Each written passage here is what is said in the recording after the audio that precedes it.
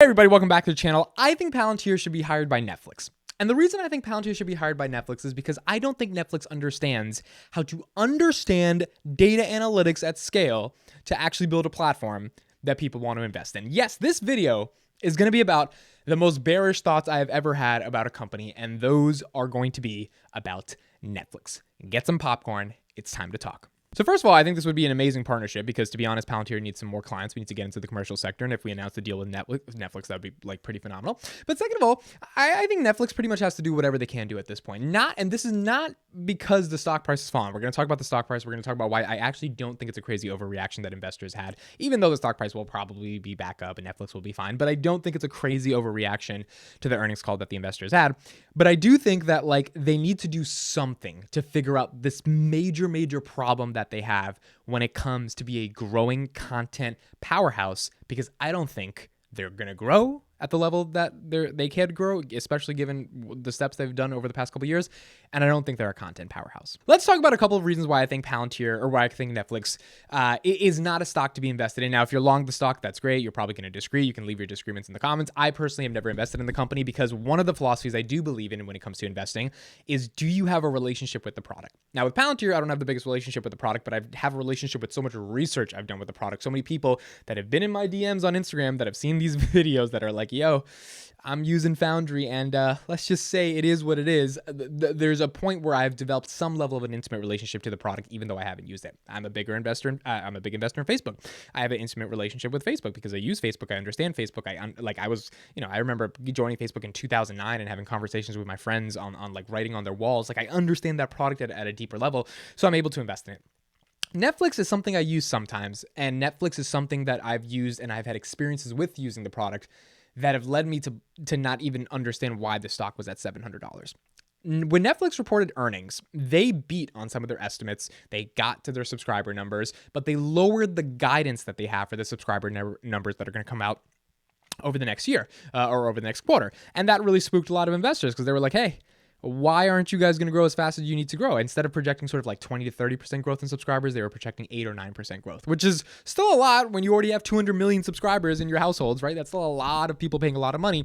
But the problem is, with investors, they're looking for, especially investing in technology growth stocks, they're looking for companies that can grow. And if a company can't grow, then that company simply doesn't have the potential to get your money because the opportunity cost of putting that money somewhere else is much more greater. So Netflix went down 20% after hours when that earnings report came out. Additionally, the next morning it opened for trading. It went down another 20%. So you had something that was trading at 700 or like 699 or something a couple months ago, or even I think in November, dropped down to 380. That's like everything it gained from COVID all the way decimated within a couple of months. And it was fueled by this earnings number that just wasn't good enough. Obviously, there's macro level conditions, interest rates, supply chain, inflation, all that stuff that factors in to earnings not being as good for why Netflix went down as well. But I think there's a bigger issue here with Netflix. I think there's a fundamentally bigger issue here when it comes to the product, and that's what I want to talk about. Netflix does not have content. I will say that again, and I will defend that for the rest of my life until they change. Netflix does not have content. You cannot name 5 shows on Netflix right now that are universally known by everyone. You can name maybe Squid Games, maybe Stranger Things, and then you kind of struggle. It's like, what's the intellectual property that Netflix truly owns that is universal? Now, we're going to get to how I think they do have enough IP and that could be leveraged in a little bit, but I don't think they have the level of content that is required to actually stand out in a world in which there's emerging competitors. When you think of HBO Max, think of something like Fresh Prince of Bel-Air. Think of something like Friends and The Office with Peacock. When you think of Disney Plus, obviously you got Marvel and Winnie the Pooh and these iconic films, etc. There's etc. Shout out to Victor. He'll know what I mean. There are so many different films, so many different ideas, and so many different content plays that exist in all of these different platforms that I don't think Netflix necessarily can compete with. Not because Netflix doesn't have good content, but because Netflix doesn't have the content that people really want to see. As a result, Netflix has to invest in more content. Now, Netflix's strategy over the past couple of years was licensing content, right? So they had Friends, they had The Office. And I think, to be honest, it's so sad to me, when I think about this, because the only reason most people joined Netflix was because they had Friends and The Office and these shows that everyone wanted to binge while they were eating food, right? They're like these guilty pleasures of watching these shows. Well, these shows are gone. these shows don't exist anymore. The places that were licensing them, they would turn into streaming giants, or they're trying to turn into streaming giants, and they just took those shows away. So Netflix, as a result, has to spend $20 billion a year at a loss creating content, not just for the United States, but contextual content throughout the entire world. They have to make content for Latin America. They have to make content for India. They have to actually make content that is contextual and hyper-specific to the demographics by which they're serving that content to. Otherwise, they don't have a business model, because those people are not going to consume content on Netflix because there's nothing relevant for them to see. This is why I'm so bullish on YouTube, because YouTube can give anything to anyone in the world because they have the power of user-generated content and search. So their algorithms are just, phenomenal. At that point, Netflix has a problem. And the problem is it has to buy more content. And when I mean buy, I mean make the content, which means you have to get studios involved, directors, blah, blah, blah. You got to do all this stuff just to get content in the door. And the reason for this is because as soon as, they build a piece of content, they have to market it, sell it internally within their own infrastructure. And if that content doesn't do well, which think of how many videos are uploaded to YouTube and how many get 0 views, lots of pieces of content don't do well. And it is very, very difficult to create one piece of content that millions of people will enjoy. Squid Games is an anomaly, right? It's a phenomenon. And you get some of those, but to produce those over and over again is a very, very difficult challenge. And I do not think that Netflix will be able to do that. As a result, Netflix has gone down to this different route, which is hey, let's make films instead of just shows. Because the problem with creating a show is it's binged immediately, right? Like you put out the show and then it's immediately binged. And then the show ultimately goes away, right? People binge it in 10 hours. But if you build a movie and you have Leonardo DiCaprio and you have 17,000 stars that you paid for to be in the movie, that has more of a timeless feel to it, right? It's more relevant 5-6 months from now, even though, and more people can consume it because it doesn't just have to be binged as a show. And you get more press and media if you have all these big stars on your platform, right, in this type of movie. So as a result, Netflix has been investing in these movies. I also think that's unsustainable because movies is not the market for content. Movies is a type of content, but people want to see videos. People want to see shows. People want to see concerts. There's such a diversity of what people want to see.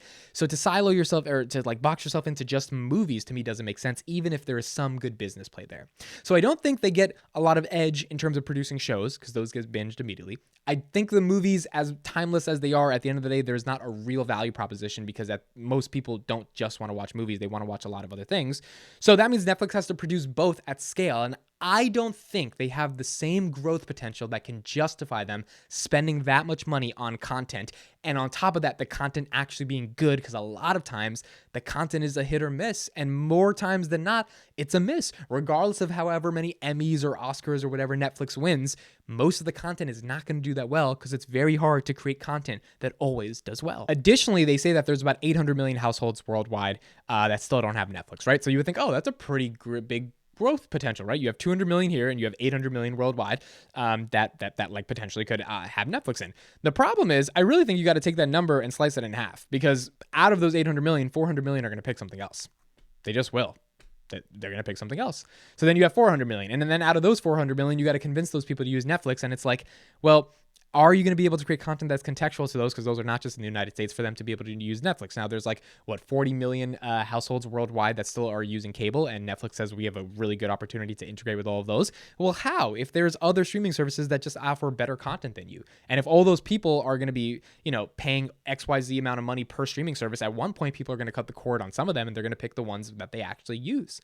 Netflix has a problem of creating quality content consistently, becoming a media company and a distribution company in order to actually gain the subscriber growth that I think investors are looking for to see it grow. In fact, I never knew why it was part of FANG, right? It's what's so special about Netflix? They just make content. The content is a commodity at this point. Look, they make premium content. It's give me a break. Yeah, some of the shows are good, but it's you cannot tell me that the shows are so phenomenal on Netflix that it'll take your attention away from something like YouTube. I've also argued in the past in some videos that I've done that Netflix has no algorithm, and it's not their fault. It's because they don't have enough content to be able to algorithmically show you at the end of the day.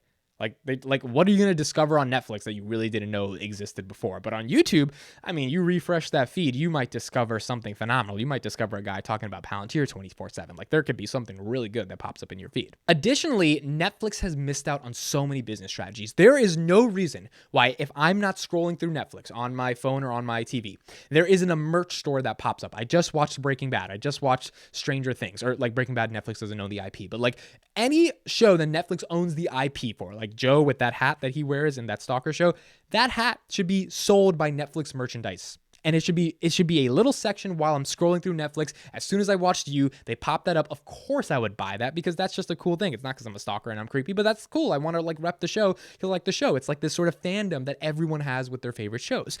Netflix has never integrated the ability to sell merchandising through the app. There's 200 million people that use the product. You already have their credit card. You already got the sale done. All you have to do is put something in front of their face and tell them to press buy. A lot of people would buy. Netflix hasn't innovated there. Gaming. Netflix says they want to be part of gaming. I mean, I'll see it when I believe it. I think you would have to actually become a platform where people can post content or where people can use the platform in a meaningful way.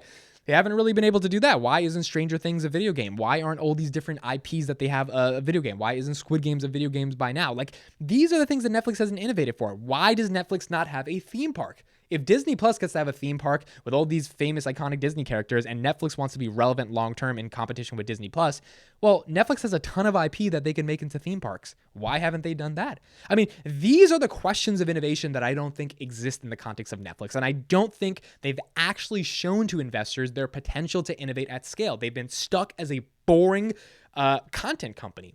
I mean, why isn't Netflix competing with music? Why isn't Netflix building a premium audio subscription that goes against Spotify? I did a video on that a while ago, and I talked about how Netflix could actually beat Spotify. I don't think they have innovated. I think there is a lot of innovation that they can do. And the problem with not being able to innovate is that you're not going to get investors to be excited for you if you literally are just a content media distribution platform. Because at the end of the day, content is a commodity. There's content from everywhere. I mean, Netflix is competing with TikTok nowadays just to get people's eyeballs. And so, like, the content cannot be the differentiating variable. It just can't be the differentiating variable in today's day and age. The method of distribution, the verticals you integrate within the platform that make it easier and more convenient, more effective. These are the things that differentiate. And if it's going to be the content, it has to be a Squid Games. It has to be a Friends. It has to be The Office. And Netflix just doesn't have that many of those. They just don't. Even their movies are there for like 30 days and then they go away. Like, I loved Inception. That's one of my favorite movies of all time. I went to go see it the other day. It's not on Netflix anymore. And I'm like, it pisses me off so much because I'm just like, well, then what's the point of even paying for this? Like the one movie that I really want to see, you guys don't have anymore. Like, can't you just buy it? It's like, well, no, we can't buy it because we have to license it. Well, it's like, what's your value at that point? Like, what? I might as well just go buy the movie and keep it in my like computer forever so that I can always watch it whenever I want to watch it. So I don't think that Netflix truly has a strategy on how to grow.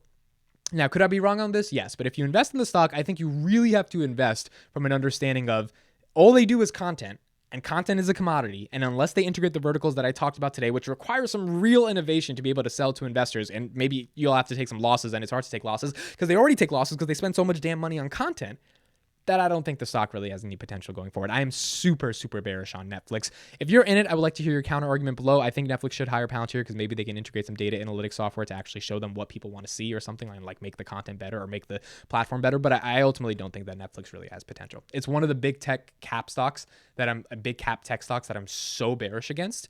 And, you know, if they do well over the next 5 years, that's great. I'm not shorting them or anything. I just don't see the potential at all. I just don't understand why you would pay $400 a share for Netflix. I don't get it. What are you paying for? If you have the answer to that question, leave it in the comments below. Thank you guys for watching. Look forward to reading comments. My name is Mint. I'll see you in the next one.